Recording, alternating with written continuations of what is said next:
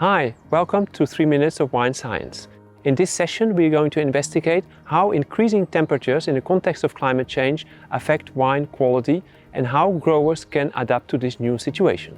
Starting from veraison, which is the onset of the ripening period, we collect weekly grape samples from the viticulture block and we analyze several variables. The choice of the grapevine variety is an important lever to adapt to higher temperatures. With increased temperatures, we need later ripening varieties which ripen in a period of the season when the temperatures are decreasing. This is an experiment where we try 52 different varieties to see which of those varieties are better adapted to a warmer and a drier climate. Touriga Nacional is a Portuguese variety which is well adapted to high temperature. The aroma profile of Touriga Nacional is quite close to the aroma profile of Bordeaux varieties. As a result of our research, today Touriga Nacional is allowed up to a maximum of 5% in the appellations Bordeaux and Bordeaux Superior.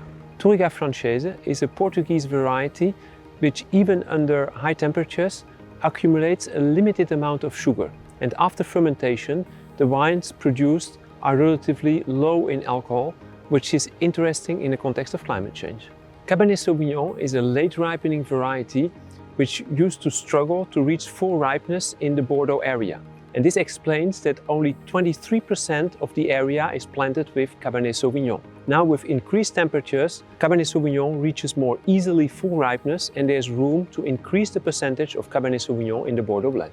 Petit Verdot is a variety which used to be very marginal in the Bordeaux blend. But now, with increasing temperatures, it reaches more easily full ripeness and the number of hectares planted with Petit Verdot is rapidly increasing. With climate change, vineyards are facing increasingly drought periods during the summer season.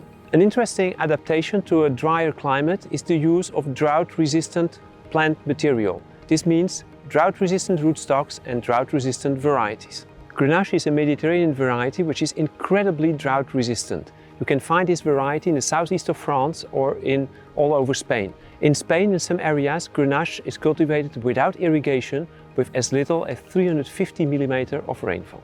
Climate data is recorded in a classical weather station. These stations record temperature, wind speed, radiation and rainfall. In the classical weather station, temperatures are recorded since many years, and we see the temperatures are consistently increasing over time. Of course, this has a big impact on the vine and on the quality and the typicity of the wines which are produced.